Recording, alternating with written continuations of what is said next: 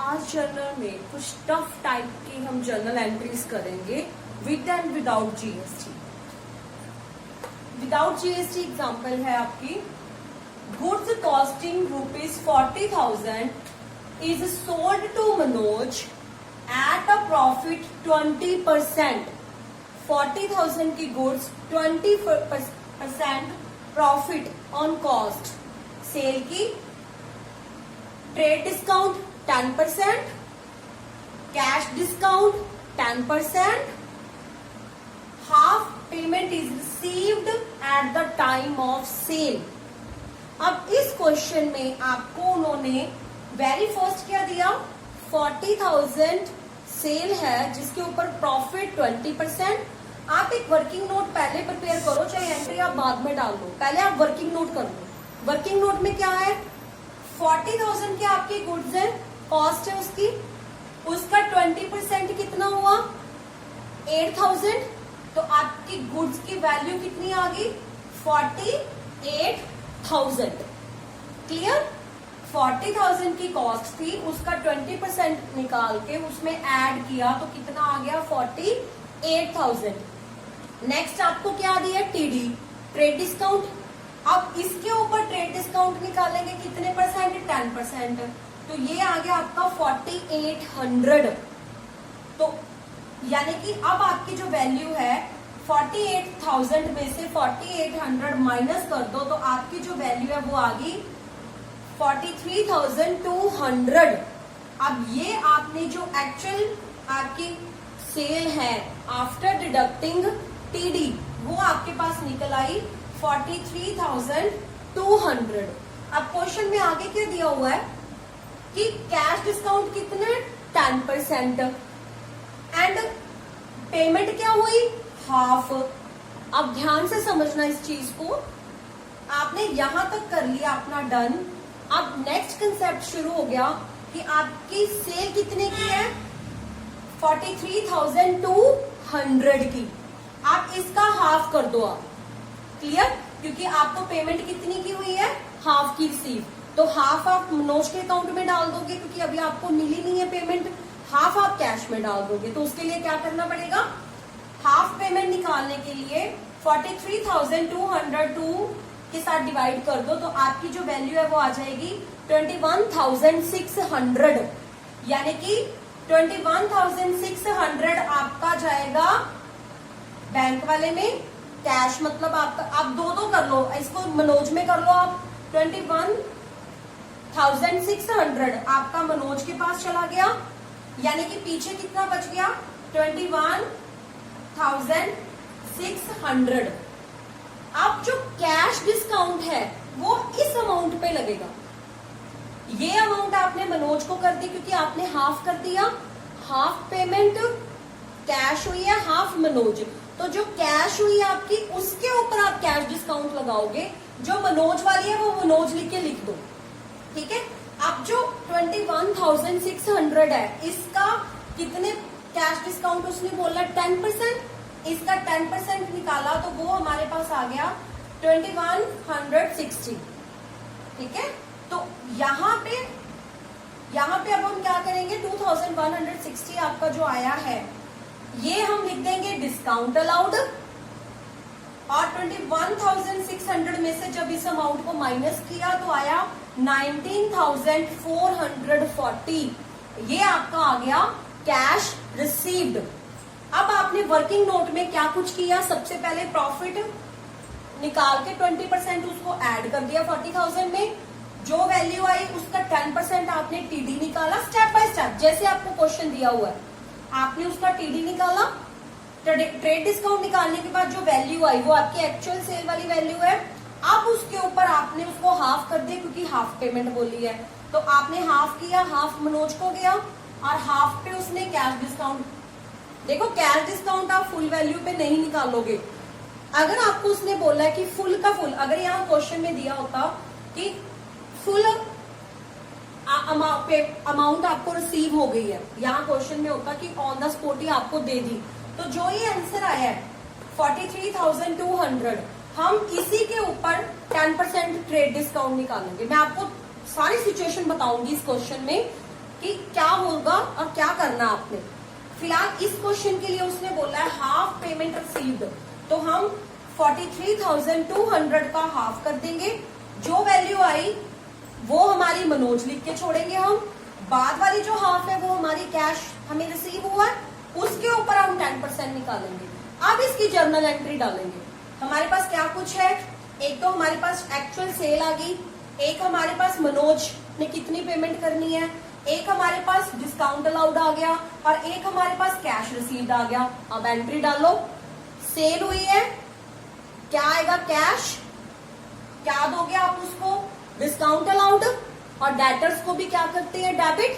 तो अब एंट्री क्या होगी, cash account debit, Manoj account debit, discount allowed account debit to cell.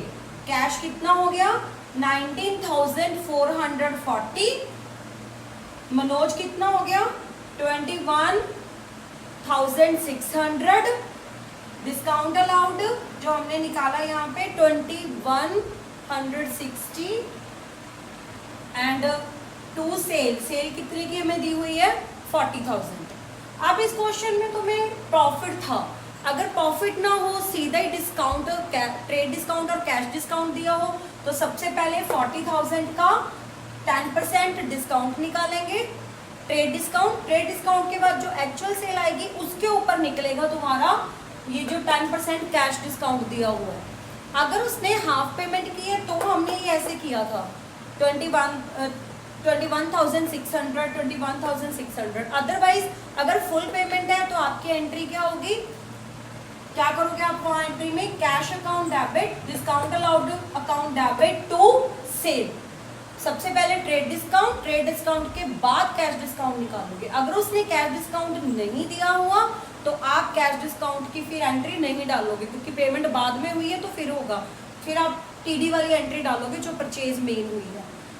उसके बाद आपका आएगा विद जीएसटी।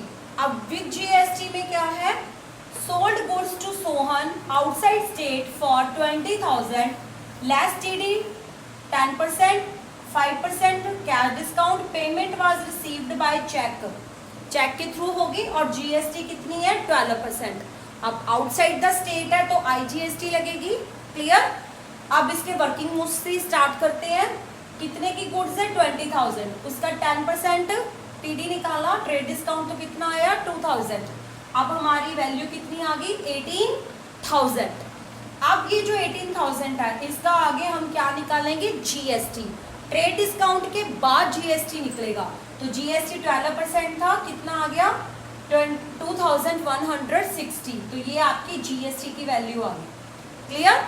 अब इस जीएसटी को ऐड कर देंगे तो आपकी जो वैल्यू आफ्टर जीएसटी कितनी आएगी 20,160।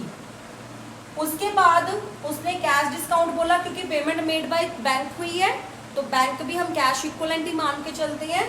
तो यहाँ पे 20,160 का 5% निकाला हमने, कितना आ गया 1,008, और ये हमारा आ गया कैश डिस्काउंट। अब हमारा कैश डिस्काउंट जब हम निकालेंगे डिस्काउंट, उसके बाद वैल्यू आपकी आएगी 20,160 माइनस 1,008, कितना आ गया 19,152।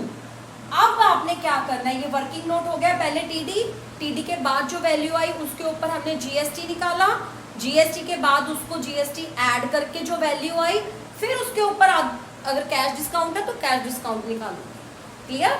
उसके बाद अब यहाँ पे एंट्री शुरू करते हैं। अब हमारे पास मेन जीएसटी के ऐड करने के बाद जो वैल्यू है वो भी है, कैश डिस्काउंट भी है एंड जो आपका बैंक की अमाउंट है वो भी है। तो एंट्री डालते हैं, bank account debit, discount allowed account debit to sale to output IGST. Bank कितना है 19,152 जो यहाँ निकाला है, डिस्काउंट अलाउड कितना 1,008, सेल कितने की हुई है टोटल ये 18,000 जो आपकी लेस टीडी के बाद आई है वैल्यू, एंड जीएसटी कितना है 2,160, क्लियर। अब अगर यही सीजीएसटी और एसजीएसटी दिया होता है इसी क्वेश्चन में, तो टू से to output SGST, to output CGST। तो SGST कितना निकालते हम 6%, क्योंकि ये 12% दी है, और SGST कितना आता 6%। तो फिर हम ये जो 18,000 है इसका हम 6% निकाल के यहाँ पे एंट्री डाल देते। सेम अगर ये दोनों एंट्री परचेज की होती तो क्या करते, परचेज की एंट्री होती, यहाँ सेल को क्या किया क्रेडिट, तो परचेज को क्या करते डेबिट। फिर यही चीजें यहाँ कैश क्या है हमें मिला, वहां हम कैश पे करते, तो टू कैश, यहाँ हमारा डेटर क्रिएट हुआ है मनोज, वहां क्या बन जाएगा क्रेडिटर। यहाँ डिस्काउंट अलाउड है सेल में, तो वहां क्या होगा आपका डिस्काउंट रिसीव्ड। और अगर ये कुछ भी ना हो तो simple entry purchase account debit to cash and to discount received, अगर उसी टाइम पे हो गया। ठीक है, ट्रीटमेंट सेम ऐसे ही निकलेगा जैसे यहाँ पे दिया। अगर यहीं पे भी होता तो यहाँ भी वही होती, purchase account debit input CGST input SGST या इनपुट IGST टू बैंक और cash and to discount received, ये आपकी हो जाती परचेज की एंट्री। तो ये मैंने आपको आज यहाँ पे जो टिपिकल टाइप है वो बता दिया। GST में आपने इससे ज्यादा टिपिकल आपने ट्रांजैक्शंस नहीं करनी है। आप जस्ट ये कर सकते हो, अगर पेमेंट हाफ कर दी है या बाद में कर दी है ये आपका हो सकता है, लेकिन आपको इससे ज्यादा टफ करने की जरूरत नहीं है। अब तक मैंने GST में जितनी एंट्री आती है आपकी विद GST वो भी बता दी है, एंड ये अभी हमने ये जो विदाउट GST है टफ है ये भी कर लिया हमने। सेल परचेज जो TD और कैश ट्रेड डिस्काउंट और कैश डिस्काउंट रिलेटेड थी, जिसमें कैश डिस्काउंट ट्रेड डिस्काउंट ये दिया हो वो वाली एंट्रीज है। अब हमारी एंट्री ये हो चुकी हैं, आप क्या करना, आप अपनी एंट्रीज जो आपकी बुक में है आप उसको रिवाइज करना, उसको करके देखना, उसमें अगर कोई प्रॉब्लम आएगी ठीक है तो जो नेक्स्ट लेक्चर है हम उसके लिए रख लेंगे, जो आपकी प्रॉब्लम्स होगी, जो आपकी प्रॉब्लम रिलेटेड होगा वो, जिसमें हम वो प्रॉब्लम डिस्कस करेंगे। अगर ज्यादा मेरे पास प्रॉब्लम आएंगी तो एक लेक्चर उसके लिए प्रिपेयर हो जाएगा, अगर आपकी कम हुई तो फिर मैसेज के थ्रू मैं वो आपकी सॉर्ट आउट कर दूंगी। ठीक है, इसके बाद हम फिर और नेक्स्ट ट्रांजेक्शंस करते हैं। नेक्स्ट ऑफ एग्जांपल है आपकी machinery costing ₹44 lakh for which order was placed earlier paying advance of 40,000। 4 lakh की आपकी मशीन है जिसके लिए आपने पहले एडवांस में ही 40,000 पे कर दिए। Clear? The balance payment was made as follow. बाकी पेमेंट कैसे की, क्योंकि 4 लाख में ओनली 40,000 ही किया ना, बाकी क्या किया, एन ओल्ड मशीन पर्सनल यानी कि प्रोप्राइटर की खुद की मशीन थी जो कितने की थी 30,000 was given in exchange. New machine के एक्सचेंज में ओल्ड मशीन दी। Clear? Next, issued a cheque from his saving account. किसका सेविंग अकाउंट? प्रोप्राइटर का। 1,30,000 and balance by issue cheque from firm's bank account. अब यहाँ पे ध्यान से आप देखो, 4 लाख की आपकी मशीन है। क्लियर? 40,000 आपने एडवांस पेमेंट की, 30,000 उसने अपनी ओल्ड मशीन एक्सचेंज की, पर्सनल उसकी खुद की थी मशीन वो, एंड खुद के सेविंग अकाउंट से 1,30,000 दिया।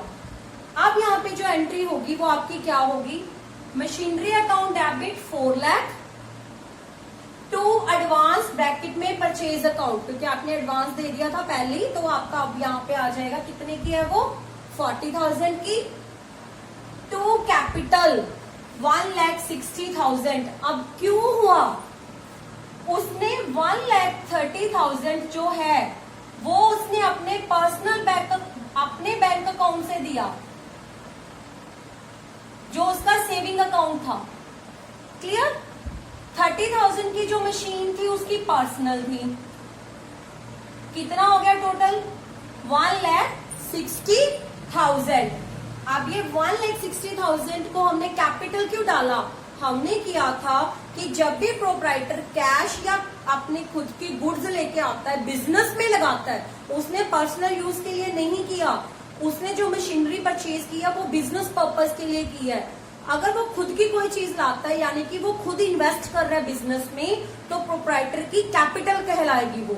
इसीलिए 1,30,000 प्लस 30,000 प्रोप्राइटर की कैपिटल है, तो हमने यहाँ पे 2 कैपिटल अकाउंट करके 1,60,000 डाल दिया।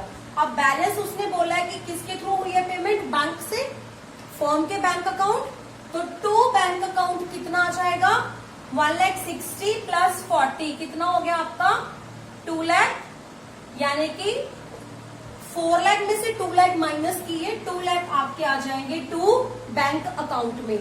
सिमिलरली इसी तरह से आपको एंट्रीज दी होगी कि कोई न्यू मशीन परचेज की, उसके अगेंस्ट कुछ पेमेंट कर दी और कुछ ओल्ड मशीन एक्सचेंज की है, ठीक है, तो आप 2 करके डालोगे वहां पे। अगर ओल्ड मशीन यहाँ तो 2 कैपिटल लिखा है ना, अगर ओल्ड मशीन दी होती तो उसकी जितनी वैल्यू होती 2 ओल्ड मशीन करके, क्योंकि बिजनेस से जा रही है वो मशीन, इसे हम 2 ओल्ड मशीन और वहां पे उसकी पेमेंट डाल देते। बाकी बैंक के थ्रू या बैंक, अगर फुल पेमेंट उसने नहीं की है, कुछ पेमेंट की है, कुछ पेमेंट उसकी पड़ी है अभी, क्योंकि यहाँ पे हमारा एडवांस था, तो हम वहां पे क्या लिख देंगे, क्रेडिटर अकाउंट, क्रेडिटर अकाउंट से क्रिएट कर लेंगे। तो ये आपके कुछ टफ टाइप की एग्जांपल्स थी जो हमने की हैं। और भी अगर आपको कोई प्रॉब्लम आ रही है कोई एग्जांपल्स करने में, तो आप मेरे को पर्सनली नंबर पे आप सेंड कर सकते हो। और अगर मुझे लगा कि एग्जांपल ज्यादा है, मतलब आपकी प्रॉब्लम ज्यादा है, तो मैं एक लेक्चर और आपकी प्रॉब्लम्स के ऊपर नेक्स्ट वाला लेक्चर प्रिपेयर कर लूंगी। आपको मतलब जो भी आपकी प्रॉब्लम्स आ रही है हम यहाँ पे डिस्कस करेंगे ऑनलाइन क्लास में। अगर ज्यादा प्रॉब्लम्स हुई, अगर कम है तो वो बाय फोन आपको, बाय मैसेज आपको हो जाएगा, लेकिन अगर ज्यादा है तो हम एक लेक्चर स्पेशल जो भी आपकी प्रॉब्लम्स है उसके लिए हम लगाएंगे। हमने एक एंट्री की थी लॉस बाय थेफ्ट और फायर, उसमें मैंने आपको बताया था कि अगर कोई लॉस होता है फायर और थेफ्ट के कारण, तो हम एंट्री डालते हैं लॉस बाय फायर और theft account debit to purchase account, हम ये एंट्री डालते हैं।